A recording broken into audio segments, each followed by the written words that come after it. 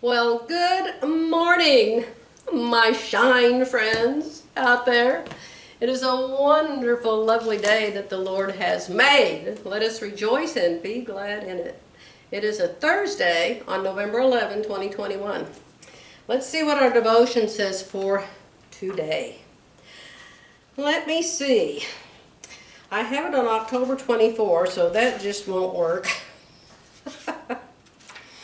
Yesterday was keeping the commandments. Let's see what today is that Jesus said.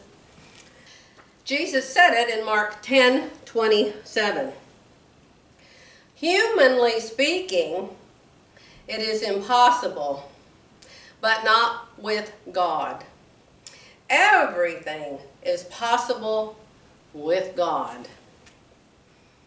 Now, did Jesus really mean everything? You know, I wish I could have been there. And I could have followed him around in the crowds. And I could have said, Jesus, Jesus, Jesus, I have a question. I wonder if he let people do that. And say, hey, lady, I had a preacher do this to me once. We were at a marriage seminar. And it was in Texas, at some town called Paris, Texas. A whole bunch of people from our church there.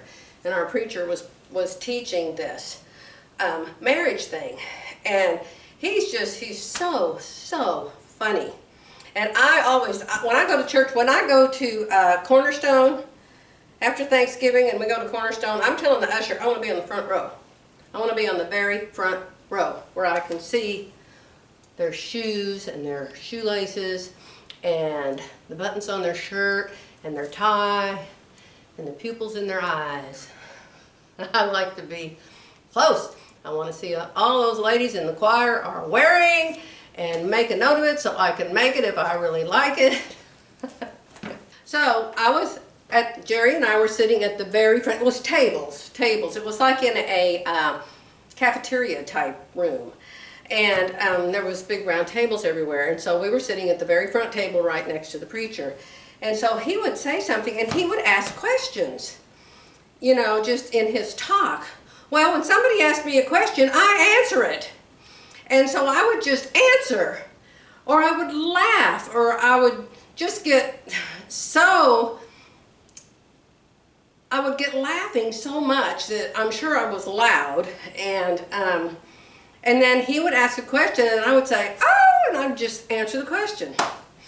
And I just thought it was like that, like it was a fun, casual group, and people were allowed to stand up and talk and raise their hands, and I guess maybe at different times, I don't know. But whatever, I was a total screw up and did everything wrong. And I was having so much fun. I was having the best time in the whole world. You got to stay in a cabin there, and they had animals there. They had a bear living there. It was kind of, not a zoo, but kind of a place where they had like a ranch, and they had some animals. Well, some mother bear had two baby bears and she didn't want them and she wouldn't take care of them, and somehow these people at this place had these two little baby bears, and they like fit in your hand. You just can't even believe how little a baby bear is, like a little rat. Tiny, tiny, tiny. So it was just casual, you understand? And they had like a little lake, and you could go out on the boat in the lake and stuff. And so it wasn't like a Sunday service, if you follow what I'm trying to explain. And so that's why I thought I could talk and I could laugh out loud and things like that. And of course Jerry, he could be dying laughing and nobody would hear him. My total opposite, you know. But he would laugh, and we would talk about things and how funny they were. So anyway, I think it was about the second day, and I was in the very front row again, and I was so excited. And he did his thing where he asked a question, but you're not really supposed to answer it. And I just said something out loud, and he turned to me and he said, ma'am, this is my show, not yours. I was heartbroken. My spirit sunk below the earth. Tears came down my eyes. Jerry and I sat there till he was done. I went up to my room and I bawled. And I bawled and I bawled. And my room was like right there. It's like there's the great big room, and then here, all around the great big room, there's like 2 stories of like hotel rooms, but cabin type rooms, you know. And so, and you went upstairs to our room. And I was in it, I was just devastated. Absolutely devastated. So Jerry, I want to go home. I don't want to come back here. I don't want to be seen. I don't want to go down there. I was having so much fun. Well, one of the men that went to that church, he was a preacher himself, but it wasn't his church. He had preached at some other church, and he and his wife and his kids had attended this church for a long time. But he also was a preacher. And he came up to me. He came up to me at some point, and he said, I just want to tell you I'm so sorry about what happened to you. He said, I could tell you were just heartbroken. I just want you to know I am so sorry. And he gave me a hug. And then I probably started bawling again.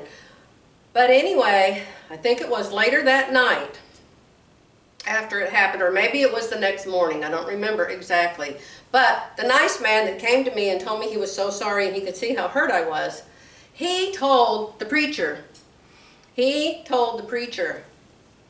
what had happened and how hurt I was. So Jerry and I are in the room, we're sitting on the bed, and knock on our door. So Jerry goes and he answers the door, and it's the preacher. And he said, can I please come in? I have to talk to your wife.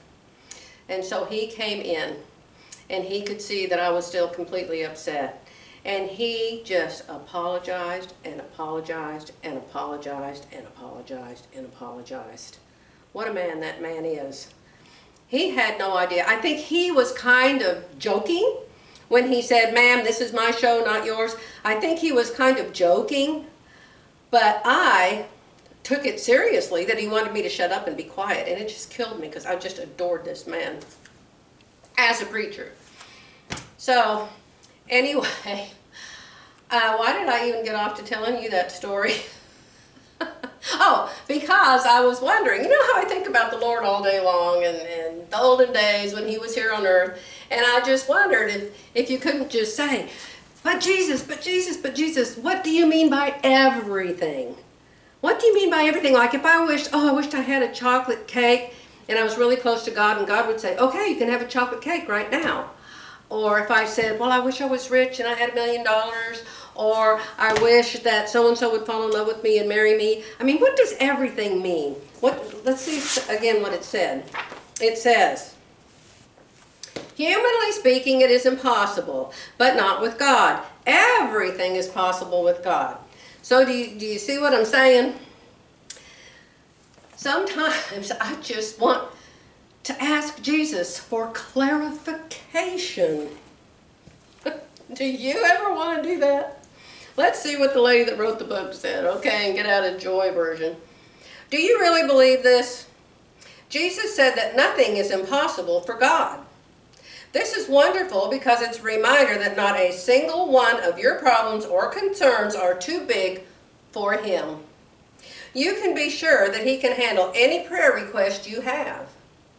Never give up on God. He can do anything. Bring your request to Him. Patiently wait for Him to act, and then trust His answers. Great is our Lord and mighty in power. His understanding has no limit. Psalm 147:5. Yeah, I would love to have a conversation with Jesus. And can you picture the days that we get there and we get to actually be with Him? I mean, if I could even get my mouth to speak and even stand up in His presence. Oh, so many things I'd like to ask Him, especially about the babies and the children. All right, dear ones, I've got to go. I've got cats to finish making.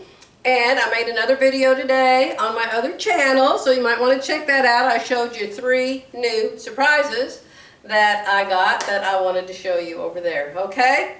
Love you all. Have a marvelous day, and I'll be back tomorrow.